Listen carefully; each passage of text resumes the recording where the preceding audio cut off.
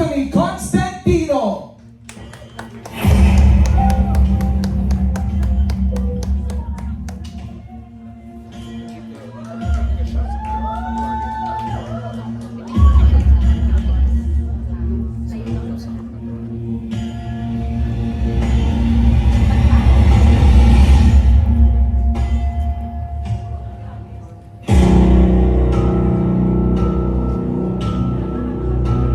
Hi, Anthony. I think I'm looking at the mirror. Thank you, Anthony. Sean Lucas.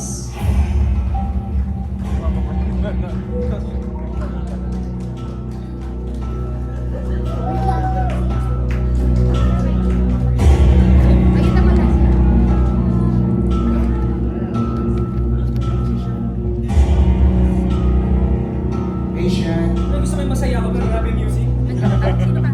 George, nag-CR? Oo, dati. Pagkakit ka. Si Michael muna.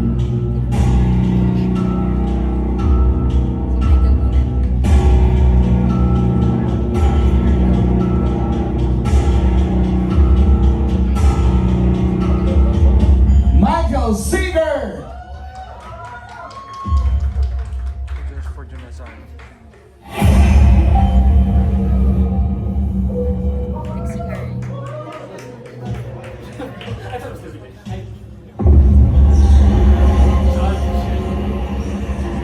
Oh, look at Michael.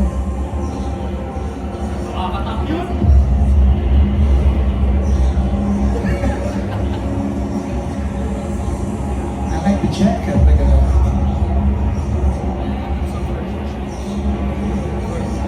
Josh Ford.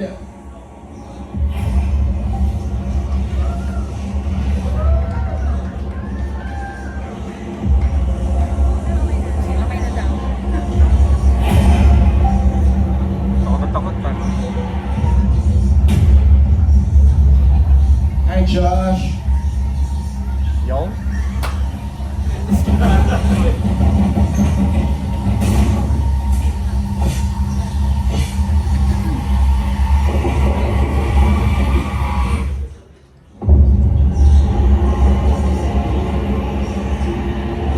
Marco Massa.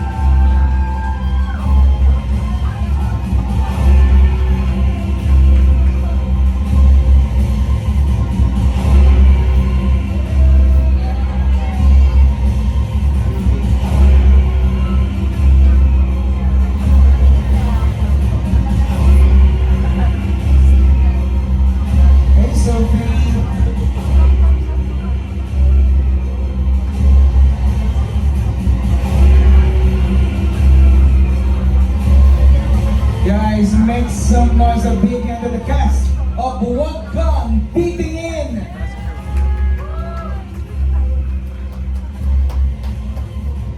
Tignan mo naman. Nasilaw na siya. Smile guys for the camera.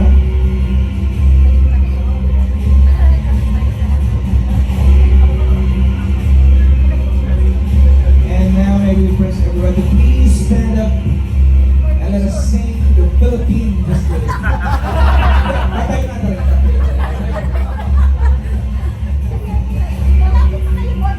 And laughing to you guys for a group photo of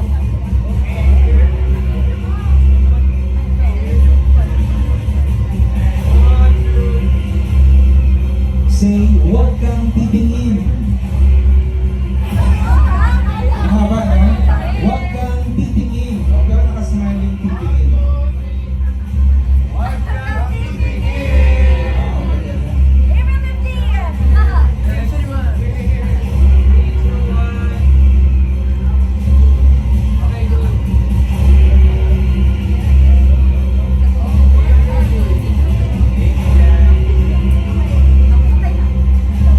Maraming salamat guys. Thank you very much.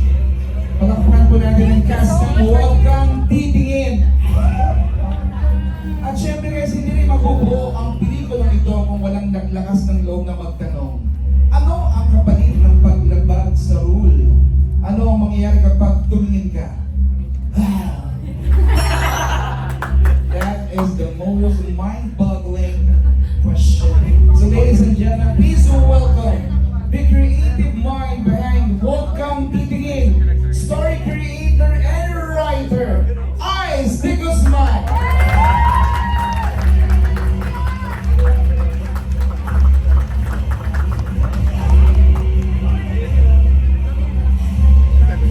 Thank you everyone sa pagpunta po and sila yung bida dito. Thank you everyone. I'm sorry. Picture! I see it.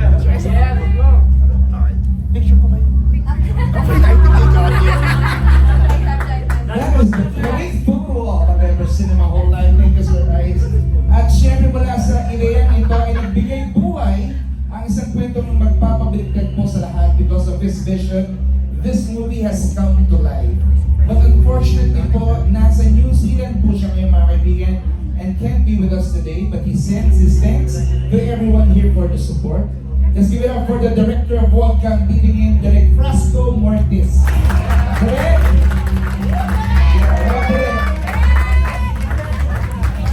Live from New Zealand. Wow, look at that. That is the most nonchalant people. I can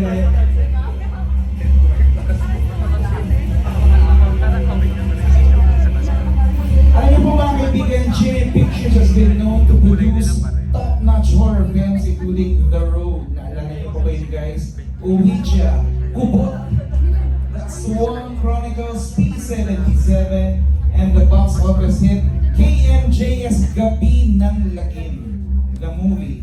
And this April, just in time for summer, comes Huwag Kang Titingin, a chilling Gen Z horror film that explores the frightening consequences of curiosity taken too far.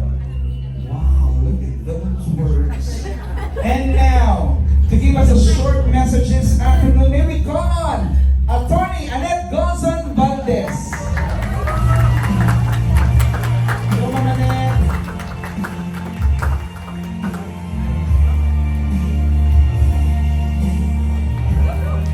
Ano, Annette? Sa gitna. Tatakpan ko sila. Ang ganda-ganda ng cast. Ayoko silang takpan. I think dream cast talaga yung mga nandito. Good afternoon muna po sa lahat ng nandito today and salamat sa pagpunta nyo. I think ito yung parang collection of one of the most beautiful cast members ever ng GMA Pictures. Diba, ang gaganda, parang hindi lang maganda, ang fresh, ang vibrant. So I think one of the pulls of this movie is our stellar cast. Talagang Ang ganda ng combination. And I'm very happy na lahat kayo ay nasa movie na to. First movie rin to. Sino-sino yung first movie? Shubi, Anthony, Allen, and Charlie. So, first horror. First horror movie ng iba. But more than the cast, I think ang magugustuhan talaga sa pelikulang ito ay ang kwento. So, actually, mas ma-explain yan sa inyo ni Ice kapag napanood nyo na yung pelikula. But, after Kapuso Mo, Jessica Sohos, Gabi ng Lagim ng GMA Pictures, and after the box office hit Malyari ng Mentork, syempre, hindi kami magbibigay ng horror movie na hindi le-level up dun sa dalawang nagawang movies na yon. So, I'm very happy to say na yes, ang Huwag Kang Titingin ay nasa level ng ganon. So, abangan nyo. Exciting siya talaga, and I hope na ito yung unang salvo ng horror summer movies or summer movies ng mga kabataan, hindi lang kabataan, ng mga manonood, mga Pilipinong manonood ng mga pelikula. So, thank you for being here, and thank you for the support you're showing to Huwag Kang Titingin. Thank you very much. Plus, together with Ma'am Rose, Ma'am Annette muna.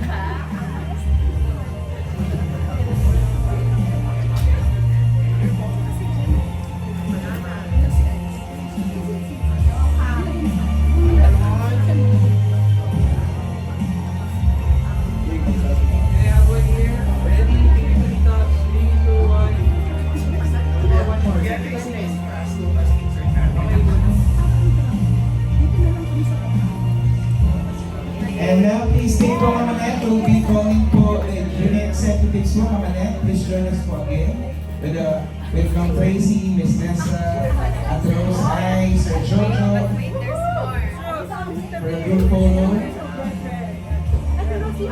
Sir Joe. Ay, si Direk Flash! Si Direk Flash palagay natin dito. And let's all greet Ate Rose, happy birthday.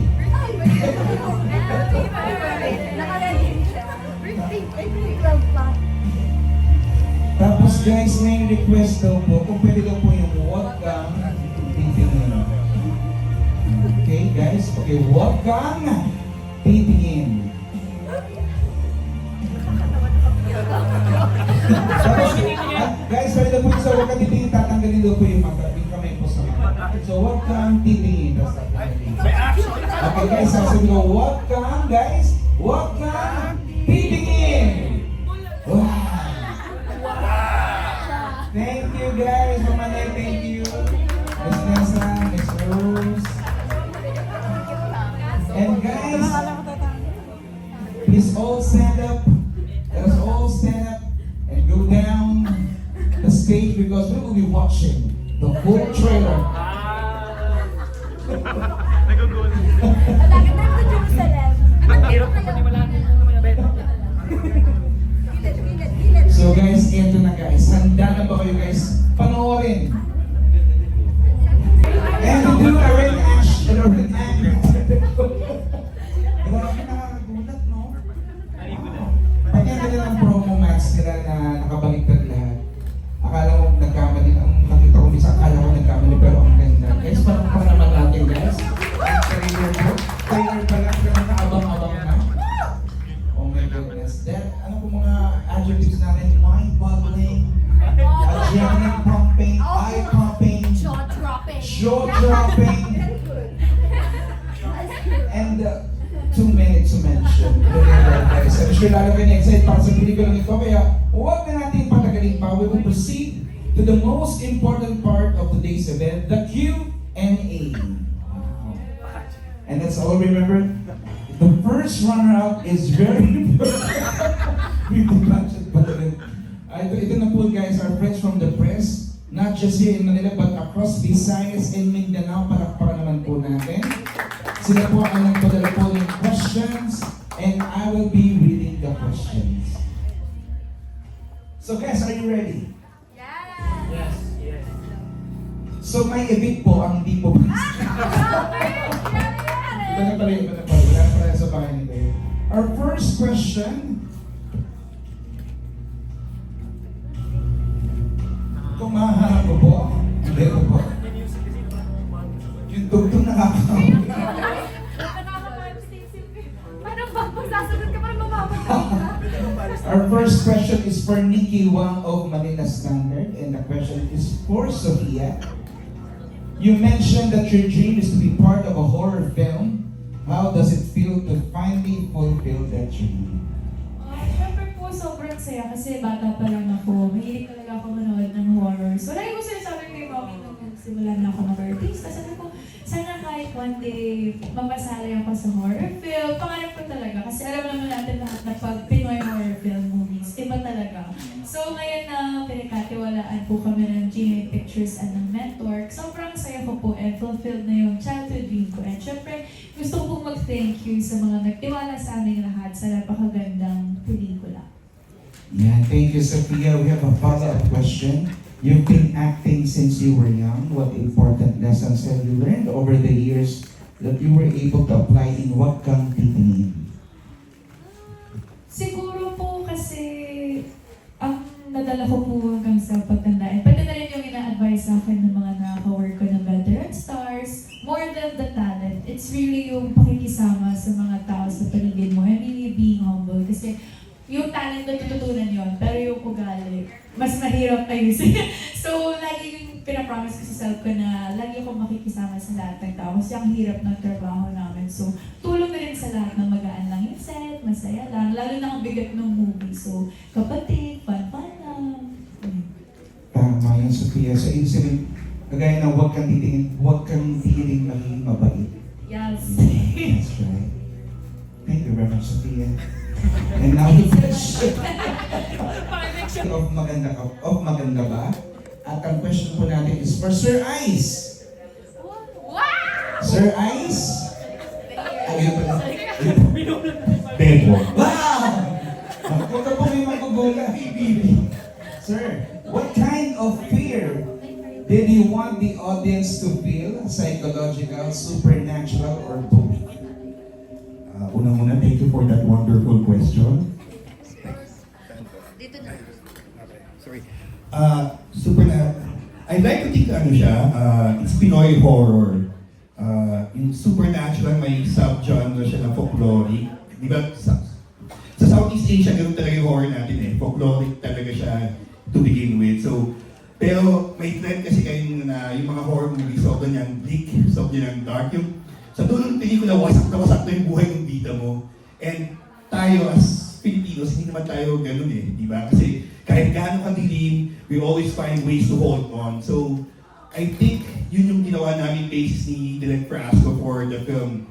We made it with two things, which is fear and hope. Kasi ganun tayo as a Filipino people, ganyan, di ba? So, nakakatakot siya, pero may iwanan siya. So, I think that makes it distinctly, Pinoy horror. Yun yung pinaka natutunan namin when I was still in Star Cinema doing habang ginagawa yung Feng Shui and Sukob, di ba, which are the two very famous horror films that we have. So doon namin kinuha siya ni Frasco. Yun. Sana nasagot ko yung tanong. Okay, thank you very much. Thank you, Sir Ice. And now our question will be coming from Mr. Bernard Santos. The question is for Sophia and Allen. How was it working again after being away with each other for how many months? Ilang months ba yun? Actually, sinunod po kasi namin ito before mag-PBB. Yes. So, natapos na namin siya bago mag-start. Pero siguro nung ginagawa namin to, mas mas sinulit namin yung time. Kasi alam namin na last days na yun before ako pumasok ng PBB. Matagal kami hindi magkikita. Wow! Saktong-sakto talaga yung timing ng showing ng pelikula. So, masasabi niyo ba na mas naging solid kayo as a team? Actually, before ba talaga masasabi ko na sobrang solid na talaga namin together. Kasi hindi naman biro na hanggang pandemic, magkakilala na kami. Dami namin ginawa, mga vlogs, mga work namin together. And alam ko naman na even before pa na pumasok siya ng PBB, walang magbabago kung anong meron kami dalawa. Kasi sa amin dalawa, mas kilala namin yung isa't isa. And alam namin yung mga pinagsamahan namin together. No sound effects talaga. Oo nga, kita-kita naman talaga sa journey ko sa Pia. Diba? Kita-kita talaga na talagang yung inaalagaan talaga ang samahan ninyo kahit sa PBB sa mga napapanood natin. Mga kaibigan, let's all watch things. Hindi, so Pia. Hindi, syempre po totoo. And lalo ngayon, parang may times na nag-emote kami ni Alan nyo. Kasi syempre alam namin na pinaghirapan namin kung nasan man kami ngayon. Nag-start kami TikTok, then nag-vlog, hanggang sa napansin, nagka-guest mix, nagka-serye, tapos ngayon may movie na. So, we really come a long way. And oo naman, syempre habang tumatagal, mas nagiging solid po talaga. And wala nang makakasira sa friendship na yun. As in, wala na. Wala. Wala. Yes, ang ibig sabihin, huwag kang bibitaw.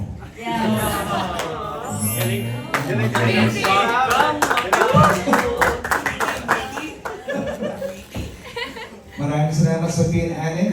Ang susunod nating question is will be coming from Josh, Sean, Anthony, and Shumi.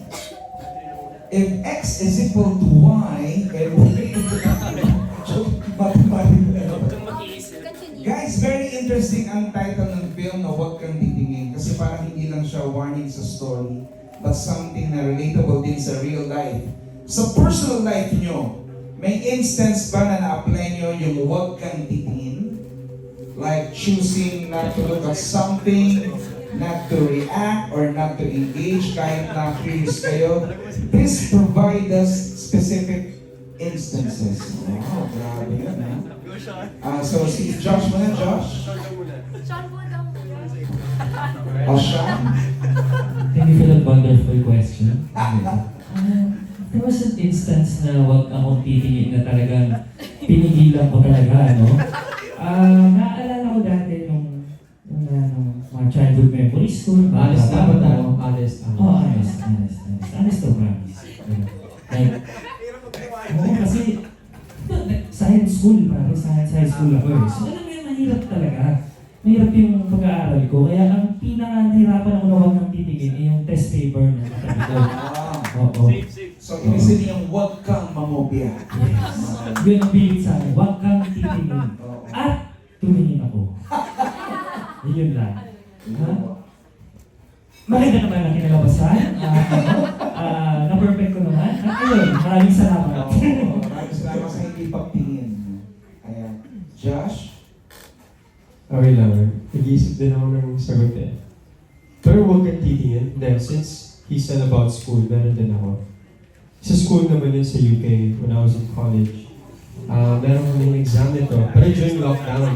So, syempre, yung exam, andun na sa school. Yung school na yung gumawa. Hindi galing sa government or anything. So, one time I was with my mate, naglalakad kami sa pagkatapos ng class, nadaanan ko nandun yung exam papers namin. Kinabukas yung exam namin, but I saw the actual exam.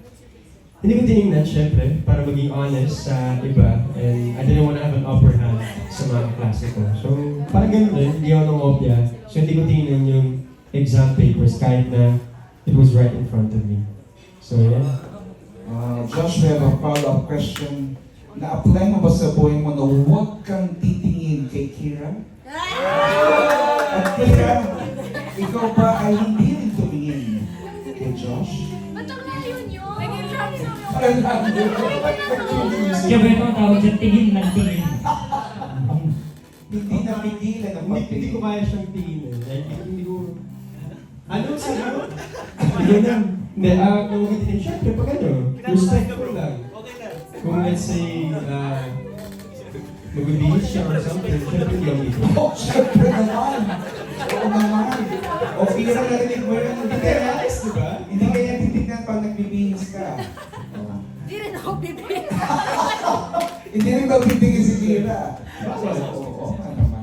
Sa house, baka namin gawin niya syempre. Housemates eh. May respect lang namin. Pag nag-ibig si Mike, okay lang.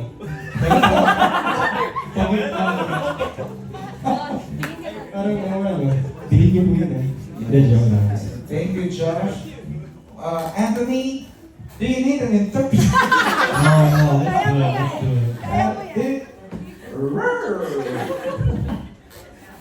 understand the question? Yes, po. At Yes, po. salamat naman. Thank you. Ano?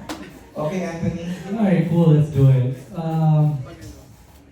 I don't know, I feel like, well, starting off this answer, I don't know if many people know my upbringing within showbiz, within here in the Philippines, but it's almost been a year and a half now, and it's been a really, really fast and fun year. And I mean, after college, 1 week after my graduation, as in I walked my stage, I took a flight here in the Philippines and I was modeling here, guys. So, I don't know, I was working so much. I entered in showbiz really, really fast. And to answer your question, guys, applying this message, I really never looked back. I didn't look back. Once I landed here in the Philippines, I went straight at it and I really focused on my future, really invested in myself, and to be here on this stage with this wonderful cast, here for this first horror film, my first film ever, it's truly a blessing. So I definitely recommend for any of you guys that are chasing your dreams to never look back, guys. Wow, very well said, Anthony. In other words, huwag kang lilingon sa nakaraan. Yeah. Huwag kang, tama, huwag kang titingin sa nakalipas.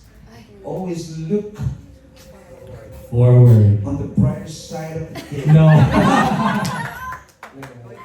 Chewy, do you need an interpreter? Ako gusto ko lang po muna magpasalamat. Hello everybody! Hello po sa lahat na nandito. To all our media friends, thank you so much for giving us your time. Maraming salamat po. At para hindi na ako masyadong maraming sabihin, answer ko na kaagad. Ako, in contrary to all their beliefs, I feel like kung meron akong instance na hindi ako tumingin, I feel like as a Filipina kid growing up, I've always learned to always look back. Meron akong utang na loob palagi sa lahat ng pinagdaanan ko, sa lahat ng tumulong sa akin. So, wherever I go, wherever this life take me, palagi kong iniisip na sila yung dahilan kung bakit ako nandito. So yes, I always look back sa lahat ng tao na tumutulong sa akin. Yun po yung tinitingnan ko palagi. Kumbaga, huwag kang hindi tatanaw ng utang na loob. Very well said, Sherry. Thank you very much. And now the question will be coming from Miss Jessica Evangelista of Inquirer.net. And the question is for Michael, Charlie, Kira, and Margot. What Filipino superstitions do you believe in and why? Let's start off with Mr. Canada. Michael? Hello po sa inyong lahat. Good evening, good afternoon everybody, to the friends of the press and the media. Maraming salamat for being here and supporting our movie. It's a very special movie for us. And speaking of the question, superstition, something that the theme of this movie goes along with. And siguro, ako kasi lumaki po sa Canada. May accent din eh. Joke lang. But yeah, I grew up in Canada, but I never got rid of that tradition. Sticking to the Filipino core, I mean, to the Western culture, it's not really the norm for them. Like, hindi sila niwala sa superstitions. But ako, yung mga simpleng bagay na hindi pwede magpala, so you cut your nails at night, magwalis sa gabi, talagang na-apply yan sa akin ng parents ko. But for me, my most favorite one, it's two birds in one stone, yung nagpapagpag pag bumibisita ka sa wake. And speaking of pagpag, I really relate to that because Direk Frasco was the director of that. And siguro, even more special for me na growing up, I used to watch that film and now we're a part of one of his wonderful creations. So ayun, I feel like superstitions could just be a belief, but at the same time, it's really engraved in the Filipino culture and it says a lot about our traditions.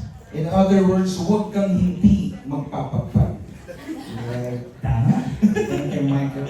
Thank you. You're really born to shine on that person. Ang daming entry ko yung best, napakagaling. Hirap na nga ako. Charlie? Hello everyone, good afternoon, Charlie Fleming here. Thank you so much for being here again. I do agree with Michael. Philippines is such a cultural place. Like, we believe in a lot of superstitions and such as. But I grew up Christian, so most of the superstitions I don't actually really believe in. I tend to really just put my trust and faith in God for whatever happens, whatever comes next, and whatever I'm doing really at the moment. So past, present, future, I I really just give it to him. So to the superstitions, I didn't grow up knowing them because my Lala was one person who really believed, and a lot of people in my family do talaga. But it was instilled in me to really just put full 100% trust in God. So no po, I do not believe in superstitions, and thank you for the question. In other words, Charlie, huwag kang mawawala ng pananampalataya. sa Never Panginoon. lose trust in God, yes po. Thank you very much, Charlie. And now, Kira.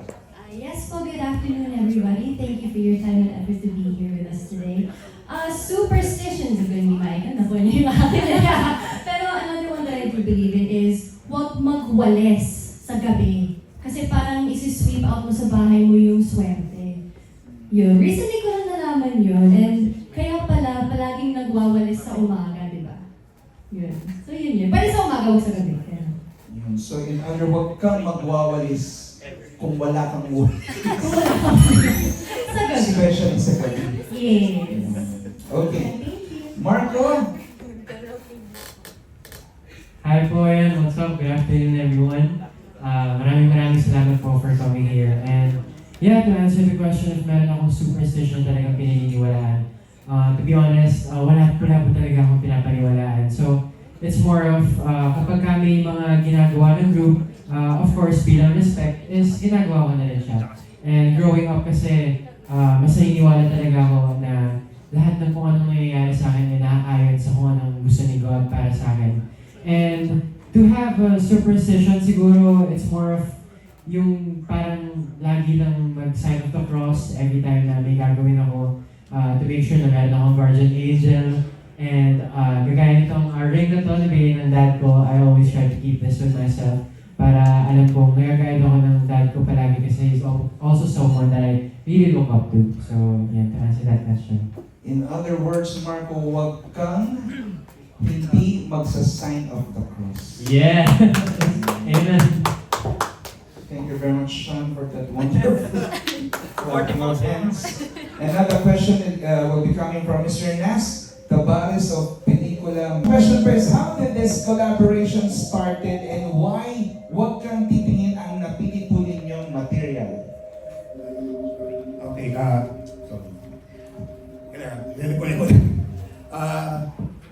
There was yung habang buhay ni Isaac Tabuldo, there was a time na sobra siyang naging dance challenge siya, tapos it was all over TikTok. Because at that time, si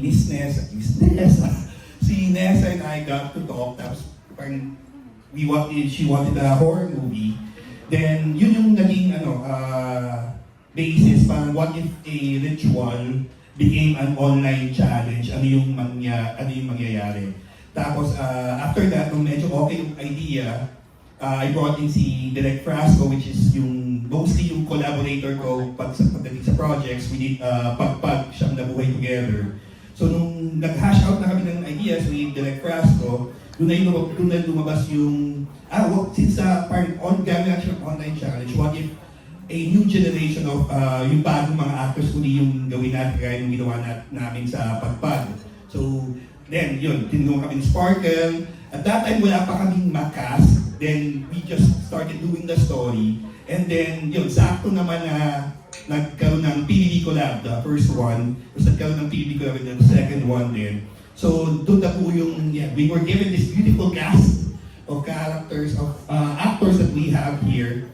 Then, during the conceptualization, habang ginagawa namin yung script, we thought of partnering with another production which is Mentor. Kasi, diba, Mentor Team Malyari, tapos yung Uninvited, actually marami pa silang nasa pipeline na nakaka-excite. Pero, they understand kasi genre films and how to elevate them. So, we talked to them kasi at that time, they were, they were doing things with si Sir Enrico Santos, diba? So, yan, si Sir, trivia lang to, nasa Star Cinema pa kaming lahat.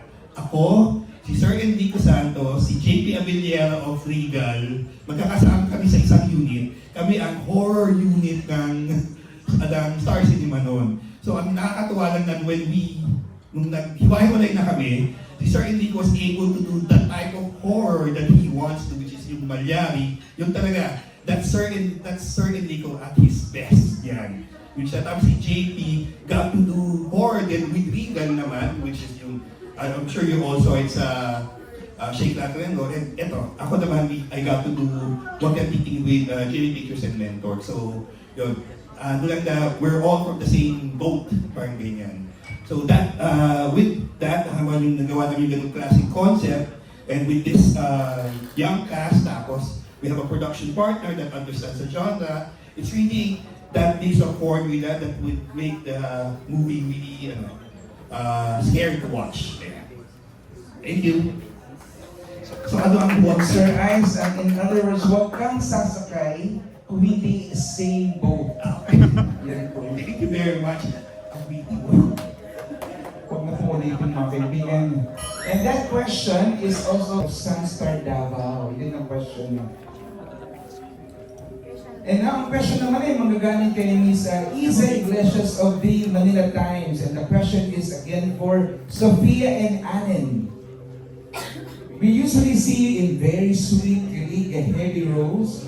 How did you adjust your chemistry for this horror project?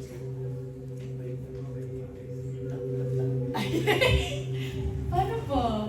Oh, Actually, yung ginagawa namin siya, medyo seryoso kami dalawa talaga. Kasi lalo na ako kasi first movie ko to and marami din sa akin share si Sophie na pag movie daw iba sa serye, like sa serye, kahit kumbaga ilang takes lang dito, talagang kailangan bawat ginagawa yung mga scene, talagang kailangan perfect talaga. So nung ginagawa namin siya, I'm thankful na yung closest namin together is talagang solid na. So mas madali lang mag-adjust kung ano yung mga ibibigay namin together. So I think, ayun, doon siya tumuli. Hindi, actually naman una gusto na lang pag-lumalayin kami ng tent. Kasi yung Actually. characters, kita naman sa trailer na hindi kami close dapat in the story. Iisa lang yung tent, so magka-tent pa rin kami. Pero hindi naman namin, when we have scenes together for the day, medyo hindi kami masyado na uusap na alam namin madidistract kami sa characters namin. Kasi syempre malalim yung pelikula and ayaw namin na maging distraction pa yung closeness namin in real life sa characters na pinaportray po namin. And adjustment sa chemistry, it's just there. Wow! wala. Hindi na namin na-adjust yung chemistry. Ayun na talaga. Actually, yun din talaga yung maganda sa movie na to kasi iba siya sa mga ginawa namin before. Medyo malalim yung character namin dito. And yung character ko dito actually medyo, hindi ako nagsasalita about my character kasi medyo malalim yung character ko dito. So, ayun, madali naman kami nakapag-adjust together. In other words, huwag niyo silang paghihiwalayin ng tent. Kasi hindi kayo magkatagot. Okay, Sir Ice, another question po for you. The movie is set for April 15 since it's a summer horror release rather than the usual MMFF slot. What makes this the perfect summer nightmare for Filipino audience? Nabigla ako doon. Hindi, kasi summer naman kasi, di ba? Summer is content season. Content season, summer kasi they post everything sa, di ba? Ano yung beach attire mo, yung travel vlogs mo, ay summer body, you post it. So, ito kasi what if something private, something sacred na hindi dapat nakikita ng lahat, maging content? Paano pag naging ganun siya? Ano yung mangyayari when something sacred is bastardized online for content? So, ano yung mangyayari doon? What would happen? What's the consequence of that? So, yun yung tinalakay namin dito. That's what I think yung summer and yung horror would go very well together. And just for something like, kung ano yung nakita ninyo, lahat ng pro materials namin, kung nakita nyo sa trailer, dahil hindi yun yung pelikula. Once you get into the theaters, kung ano yung nakita nyo sa trailer, hindi yun. So, isa pang namin summer is an experiential sa atin, diba? So, ganun namin sana gustong ginawa, ganun namin ginawa itong pelikula to. It's an experience for you guys sa theater kasi we value yung pagpunta ng audiences sa sinihan. Hindi siya basta-basta kasi, di ba? So we value na yung mapupuntahan nyo doon, hindi lang siya papanoorin. It's an experience that you can share with everyone else. Thank you. Sir Ice, in other words, huwag niyo ikukumpara ang story ng pelikula sa trailer lamang.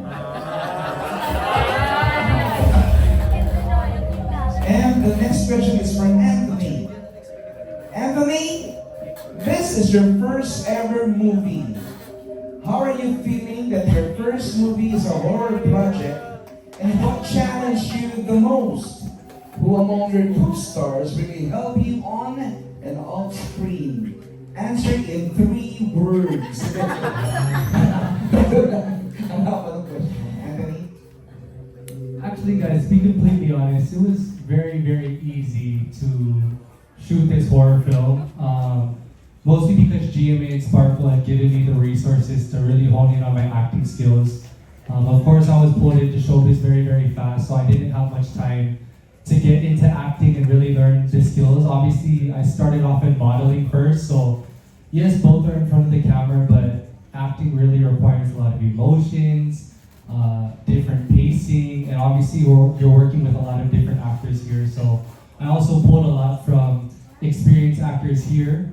I also want to give special thanks to Marco. I've had a lot of scenes with him that required a lot out of me, and he really brought it out, so thank you to the cast and everything. Also, it's super crazy to be doing a horror film as my first film because I feel most people say I'm like rom-com coded a little bit, so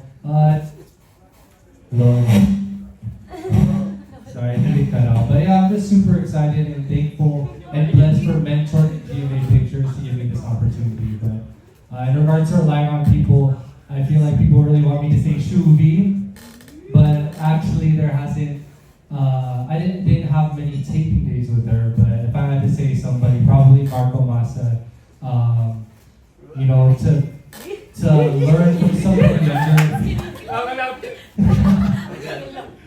No, really, Marco Massa is, I have really took away all of my pride, you know, since he's younger than me. It honestly feels very, very weird to ask him for advice, but of course, acting, he's been doing this since he's been a kid, guys. So I'm able to recognize talent, and he was able to teach me a lot. Thank you. Wow, Anthony. In other words, don't forget to ask for help and thank Marco Massa. Thank you, Marco. Thank you, Marco. Guys, can we all say thank you, Marco? Marco, let's all watch this. Eto na. Guys, this is for everybody. The question is, will be coming from Mr. Bobby Regentina of Manila Bulletin. Although wala po siya ngayon, pero maraming salamat po, Sir Bobby.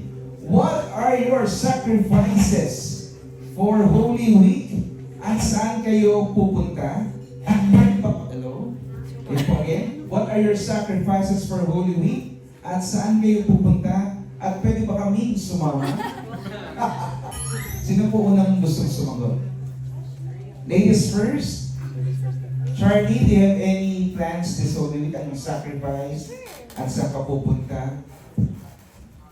Hello, thank you for the wonderful question. Honestly, I'm really just celebrating my Holy Week. Very simple, because it's been a really, really crazy roller coaster ever since after PBB. So I really just want to take the time off to relax, have fun, and enjoy. So this Holy Week, for the sacrifices, not really much on that, but really just taking my time, praising God for a lot of the blessings that He gave me, and just winding down. I'm going to Vietnam with a few of my friends, some family. Hey, Michael, my best friend's going. My best friend's coming at the Chaska. You know her as Sally from Ating Kapatid. We're going together. My videographer who's there is also my best friend. We're going together. Oh, diba? Wala. Michael talaga. Ano to, Michael? It's just amazing friendship. So yeah, I'm just spending time praising God and winding down in Vietnam with friends. So yan po. It's gonna be my first time going out of the country with my mom. Wow. Yeah, so I wasn't born in the Philippines, so I moved here with my mom. So ever since then, it's gonna be my first time going out with her. So I'm really happy. Wow. In other words, huwag kang mag-Holy Week na hindi kasama. Yung mga Yes. Pero pwede ko yung sumama. I'll see you there. Just book your own ticket. Nakikita na po tayo. So yeah, I'll see you guys there. Sophie? This Holy Week, same as Charlie, wala naman sacrifices since vacation talaga with my mom, lalo na paglabas ng PBB per work. So, Okay, no problem. yeah, yung whole week, spend talaga namin ni Mommy na vacation together. And sana sa Korea, matuloy kami sa Korea, Lord. Sana matuloy. And yun lang, gusto talaga namin mag-bonding paglabas na kaming dalawa lang. Kasi ang dami maraming mga hindi na mapagkwentuhan. And gusto rin namin na mag-food trip, yeah, sa Korea. Yun Ay, lang. ang sarap nun. Huwag kang hindi babawi sa time with your mom. Shuri? Speaking of time, hello, mic test! Parang hindi ko na pala kailangan. Ayun na nga, my own version of sacrifice siguro kasi I've been working here in Manila. Siguro talaga ang pinakamalaking sakripisyo po sa akin ay yung time ko po sa pamilya ko. Kasi malayo, not everybody knows, siguro ako po ay nakatira sa Manila alone and all my family nandun sila sa probinsya. So, last month lang na panaginipan ko yung lola ko. So I feel like pinaparemind niya ako na you can always go back here. You can always go back to your core, bumalik ka lang. And I feel like it's also, magandang lesson siya na kung may nararamdaman ka man, you can always go back to where you came from para so I'm going back to the island. I'm going back to Bantayan, visit my lola, tapos, renew my internal health, lahat-lahat na mental health. So, yun yung gagawin ko sa Holy Week. Huwag kang makakalimot sa iyong pinanggalingan. Shuri. Thank you very much, Shuri. Kira?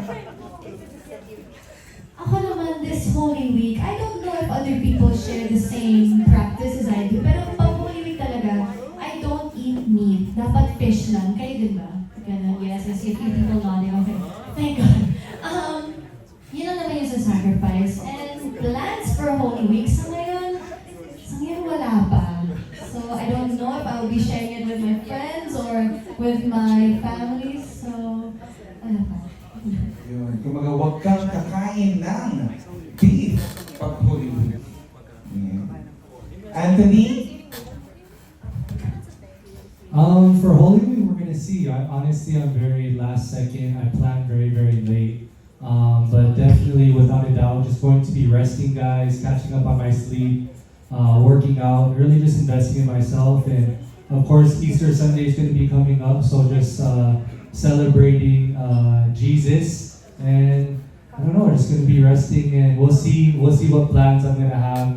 Super last second with my plans. Kumbaga, Anthony, huwag kang hindi babawi ng tulog. Babawi ng tulog. Sean?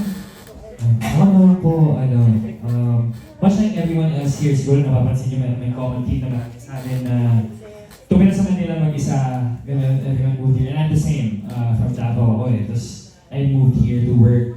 So, siguro yun yung sacrifice. Every other day, other than Holy Week, is gonna sacrifice. So for Holy Week, gusto ko naman mag-get back kasi my mom's celebrating her 50th birthday. So, gusto ko mag-spend ng time with her. We're going to Switzerland together. Yeah. Pwede kayo sumama bro, KKB din tayo. Pero nga, 50th kasi ni Mama, and yes, we spend time when I go there for the holidays. Pero iba kasi yung oras na sinespend mo with intent. Na may intent ka talaga na para sa kanya, na gusto mo pasayahin siya, this is her time, this is her trip. And for me to be able to do that is, yun yung plano ko and yun yung goal ko for Holy Week. Kumbaga, huwag kang hindi magse-celebrate ng birthday ng mama kung hindi kayo pupunta ng Switzerland. And I, thank you. Marco?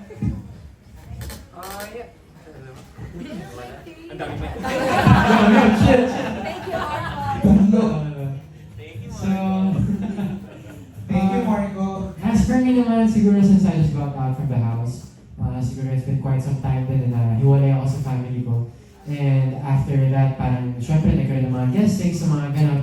So, for this Holy Week, siguro it's not really much of a sacrifice kasi nagawa ko na siya inside the house. And for this time, I wanna spend it with my family din talaga, and especially my brother, na hindi ko nakaka-bonding ever since. So, siguro simple get-together lang with some relatives, and yung favorite bonding namin ng family ko is mag-billiards. So, I just wanna make my brother happy. I just wanna make sure na makapag-catch up kami ng family ko, and makagawa kami ng bonding na talagang maaalala namin every time.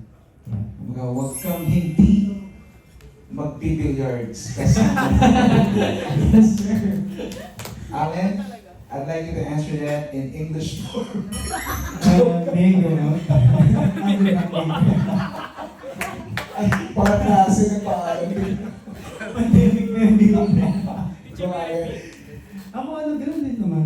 Wala namang sacrifice. Kumbaga, mag-celebrate ako ng Holy Week with my family talaga. Kasi, yan, di ba, kompleto kami ng family ko. Yun talaga para sa akin yung pahinga ko eh. Yung makasama ko yung family ko na ginagawa ko before yung mga ginagawa ko sa Bicol. Like, lahat ng mga favorite kong gawin, mga friends ko, yung mga pagkain na gusto ko. Ginagawa ko siya every time na umuwi ako ng Bicol. And ngayon, siguro yung sama-sama kami makapagsimba ngayong Holy Week. Yun talaga. Mga huwag kang makakalimot sa mga bagay na ginagawa mo. Doon kayo at ang iyong pamilya ay naninirahan pa sa Bicol. Actually, lahat ng family ko nasa Bicol talaga. Thank you very much, Michael. I know this Holy Week, I'm excited kasi last year we were in Pinoy Big Brother, some of us. And and siguro at the time, I learned to really reflect on sacrifices, and it's not really a week of just relaxation and pahinga. Kumbaga, it's really about God and the sacrifices He's done for us. So for me, the biggest sacrifice is really to think about Him more often and talagang thank Him for all the blessings He's given me this year and moving forward din. But siguro din kasi as an actor, it's bihira to get pahinga. So what we do is sinusulit namin yung Holy Week. So hopefully I get to find some rest and maybe travel a little bit kahit napakamahal ng gas. Pero ayun, maybe we'll see where I will go this week. In other words, don't forget to thank God for all the blessings He has given you, your family, your loved ones, and we'll be right back. Kabusan. Josh? Yes. Before anything, gusto ko syempre pasalamat sa inyo lahat for coming. I know you guys are busy, but you made time for all of us here. And we're thankful, and thank you to Marco. But anyways, my greatest sacrifice. What were my sacrifice for this? For Holy Week. Yung sinabi mo kanina. Yun nga. So, sacrifice ko for this Holy Week. Yeah, of course, I think it's the same as Sean. I'm away from my family kasi they're really far. So, I can't really go there and come back. Kasi mga schedule ako na kailangan habulin. So, siguro yun yung sacrifice ko, not spending time with my family. Almost most of the year. Halos mga 3 weeks na kami nagsasama per year. So, I think that's my greatest sacrifice. Of not being to see them grow, lalo yung mga younger sisters ko, para lang mas maganda yung future ko. So, for this Holy Week, I'll be working then. I'm gonna be doing some online content lang. And if ever may magaya or if I have free time, I might... Bro, tara. If ever, yun nga, if possible, to go out of the city, that would be nice. Pero at the moment, wala naman. Focus na talaga ako sa work.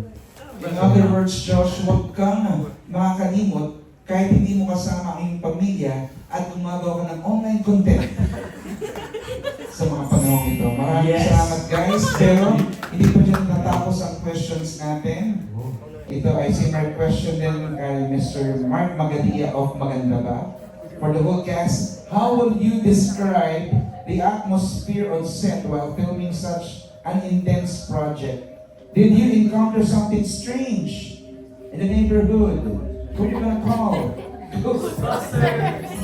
Did you encounter something strange or unexplainable while doing Huwag Kang Titingin? Meron ba kayong mga creepy stories? Anan parang nakikita mo handa ka ng sumagot? Meron na dito handang sumagot kasi na-experience niya. Go, Sophie. Oh, si Sophie pala. Grabe, parang version na naman ito Sana may pakita eh. Yeah, pwede mo kasama sa end credits. Wow, parang hindi, pero totoo po kasi, meron akong scene na kinakaladkad. Spoiler yun, kinakaladkad ako. So, ito yung shot ng camera, tapos pag ganun. So, syempre, walang natayo na kahit sino doon kasi clear the set, walang tao, di ba, bago pumuntik, lalo pelikula. So, alam na lahat ng audio na, wala talaga ng tao doon. Tapos, nung nagpapang yung camera, nag-cut kasi may dalawang nakatayo. May dalawang tao na nakatayo doon. As in, kita mo talaga sa video. Tapos, nasa wall po kasi ng area, yung TA ko. Tapos sabi ko, Mama, may tao ako doon, sabi niya, no, wala talagang nakatayo doon, nandun ako the whole time. Pero nakita ko talaga yung dalawang tao na nakatayo. Isang nakapaa, tapos isang parang black figures. Parang umatras sila bigla. Eh, wala na silang aatrasan kasi wall na talaga yun. So, nung time mo na yun, dinaan na lang namin sa set na, uy, umamin, ano na lang, umamin na kayo, alam namin nakatayo. Pero wala po talagang tao doon. As in, takot ako no, syempre, pero dahil marami namang tao, hindi na ako nagpadala sa takot. Ginawa ko na lang yung work. Oh my goodness. So, may mga oras yun. Hindi po ako nagkakamali. Mga 2 to 4 a.m. Madaling araw po. Mga which hours sabi nga ni Jessie. Ayan. Meron pa ba kayo guys? Shuri? Meron pa ba kayo encounter? Sino may yes. Yes, kasi born to shine. Yeah, nung nasa taping po kasi kami, may kwek-kwek. Ito na seryoso po. Tapos, walang tao sa tent nung kumakain po ako. Tapos lumabas na po ako. Kumakain ka Oo, ng kwek-kwek. nag-kwek-kwek po. Tapos, kinakabahan ako nung paglabas ko, walang tao sa tent. Pagbalik ko, ubus na. Yung kwek-kwek? Kinain pala ng cats. Sorry. Sino yun? Nakakatakot siya na. May kumain ng kwek-kwek mo na hindi mo inaasahan. Kasi yung kumain. Si Amazing Beto. Hindi ka ako sa pelikula, parang ako nakapagod. So, sino? Nag-promo sa iyo. Oo, nag-promo ako, nakaibigan sa akin. Thank you, Lord, for the blessings. Guys, sino pang merong creepy stories? Kira, meron ka ba? Shumi? Anthony, on the set? Or in real life? Allen? Siguro yung isang eksena namin ni Sophie. Kasi sa mga hindi po nakakalam, yung more on talaga yung mga taping namin dito is laging gabi, kinukunan. So natatapos kami, umaga na talaga. As in, ganun. So meron kami eksena dito ni Aki. Nasa cementerio kami. So hindi naman ako naka-experience, pero alam mo yung vibe na hating gabi, tumatakbo kami, ang dilim-dilim. Kami dalawa lang, tapos yung front malayo kasi white shot. Tapos nandun kayo sa cementerio. Eh ako pa naman, sa amin dalawa ko yung mas matatakotin talaga. So, ayun lang, share ko lang. Oh my God. Guys, Charlie, ikaw meron ba? Josh, Seth, Marco, meron ka ba?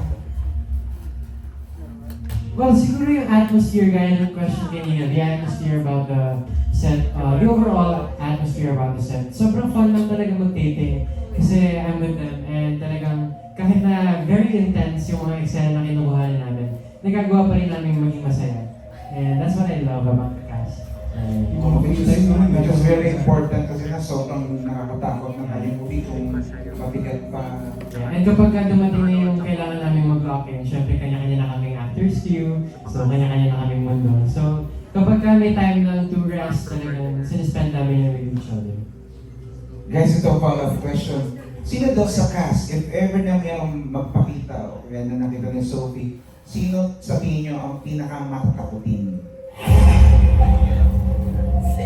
Ito po. Ako lahat. Si Kira, ang pinakamatatakutin sa grupo? Kira, bakit? Bakit mo nasabi ikaw ang parang ikaw ang tinuro? Mahilig po kasi ako sa kape. So, hindi ko talaga matigilan yung kape. So, every time like may kakausap sa akin, naputulan ako, uy, ano ba? Ganun. Kanina, muntik si Anthony, I forgot he was here. Oh my gosh. Ganun. Ako yung pinaka-magulatin. Yun. Diba, in other words, huwag kang iinom Inom ng kape. Yes, Sino pa guys ang, aside from Kira, sino pang matatakot? Charlie! Paano mo nasabi? Totoo ba na matatakotin ka? Miss Rose, yung hindi namin si practice on Ate Rose. set. So, pinagseryoso ng scene po namin kami ni Josh. We were like locked in right beside each other. Tapos, sabi lang, tagal ng scene na to, parang isang second lang to, alam namin eh. And then bigla na umaaligid kayo running out and just like going out crazy on us. And I started crying. At ang ganda na next na kasi we were all, nandun na kami nandun na kami support hindi namin natapos na parang may good shot na nakuha. Bumawi yung science mutual kasi ginunan ko din siya. Nagdamay ako sa kanila. Nagkakaroon na si Charlie. And ako, I'm actually very matakot natin. Like, even Josh started scaring me at PBB. I really would just start crying po talaga whenever I get scared na sobrang intense. So, yeah, Miss Rose, and even just... I hate you, Josh. Even just filming this and getting scared, I do get very, very emotional. I'm not sure if it's like a childhood thing or is it a acting thing. But yes, I'm matipid. Yung nakakatakot gulatin si Charlie. Kaya hindi ko na siya ginugulat. Si Kira okay lang, isisigaw lang siya eh. Tapos mananakit. Pero ito, Mga hampas. oo, hampas na ako. Pero si Charlie, paano Pero pagkatapos? si Charlie pala tao, tapos she's gonna go like into a fetus. Ah. As in, sobrang nakakatakot. Parang ako natatakot pag ginulat ko siya eh. So yeah, she gets really scared. In other words, Charlie, huwag kang matakot at maging fetus. Babalik ko sa nanay ko. Kaya nga, sa mga kalalakihan pa, meron pang Ako po, meron ako. Gilberto. Kasi po may part kami na nasa simbahan, nasa kagubatan. Pag nasa ganun yung mga set nyo, umuasahan na medyo maganda yung CR. Ano, di ba? Kasi nasa kagubatan kayo eh. So, mga isang beses, ako, si Marco at si Josh, nakaramdam kami ng umaaligid dito. Number 2. Nakaramdam kami ng kakaibang kaba. Natingin kami tatlo. Sabi na, ano, pare, lalaban ba tayo? Sabi nila, tatlo kami. Sabi niya, laban! Laban, nagtawag kami ng service. Sabi niya, sige kuya, punta tayo na lang ng siya. Pagdating namin doon, ang dilim-dilim, walang katip, tapos naririnig mo yung kagubatan. Tingin na kami tatlo eh, sabi niya. Ano? Di ba? Sabi nila, ikaw mauna. Sabi ko, basta ako, nararamdaman ko na pare. Kailangan ko na talaga. Nag-go na ako. Tapos walang ilaw, gano'n talaga, naka-flashlight po ako ng gano'n. Habang nangyayari yung pananakot. Oo, sabihin na lang natin may butas dyan. Ha? Di ko na describe nung ikaw. Basta may butas dyan. talaga siya shine. Kung tatawag, oo. Sige, siguro. CR siya. Basta kwarto siya nung may butas sa sarili. Tapos, andun kami, paglabas ko po ng CR, bumalik na po sila sa tent na wala na po yung van. No, mag-isa na lang si Sean. Mag-isa na lang po ako. Sa roadside. Oo. Iniwan nila ako, so sila hindi nila kinaya. Oo. Nagbigil na sila hanggang natapos yung taping. Oo. So sila yung mga tunay na matatakotin. So, in other words, Naiwan ako isa. ang paninindigan niya siyang huwag kang maging choosy, lalo na number 2 na number 2 ka na. Tama. Diba? Oh, my goodness. Yun po ang kwento namin. Ang dami po natin mga natututo ng mga kaibigan. At guys, hindi pa. Meron pa si Allen. Naku, mapagtakutin. Sophie, siyempre ikaw. Madalas mo kasama. Paano mga sabi na matatakutin talaga si Allen? Ano po, mahilig kasi kami manood ng movie. So, kada mag-gaya ako, sabihin niya, okay, wag mag-isa ako sa bahay. Or pag kuwari, nasa labas na kami, tapos may lumalabas sa akin ng mga nakakatakot na mga videos sa social media. Sabi ko, akong tinamusan niya, okay, wag. Nabibig ko talaga siya. Okay, wag kang ganyan. Yung sako eh. Wag na talaga siya. Hindi talaga ako niya. Allen? Kasi nga, since laki ako sa Bicol, marami talaga akong mga experience na ganyan. And ano man sabihin, naniniwala ako sa mga aswang, sa mga multo. Kasi pag nakapunta kayo sa amin sa Bicol talaga, medyo live yung lugar namin. And ayun nga, katulad ng kwento ko, na-experience ko yan. Kaya ayoko nakakanood ng mga horror kasi pag natutulog ako, pumapasok sa utak ko. So, Mga daladala mo siya. nadadala ko siya, na-imagine ko siya. Kaya pag may napanood ako ng clip, matik pag matutulog ako, nakabukas ang ilaw. So in other words, huwag kang matutulogin ng hindi bukas ang ilaw. At huwag kang manonood. Sophie, huwag kang manonood mga nakakatakot na mga eksena, Sophie, kung nandyan si Allen. Ano po? Sorry. Kung huwag kang manonood ng mga nakakatakot na mga clips or something pag nandyan si Allen. Kasi napipig ka talaga siya. Mga kaibigan, Totoo. mga kaibigan dyan po nagtatapos ang mind-boggling questions na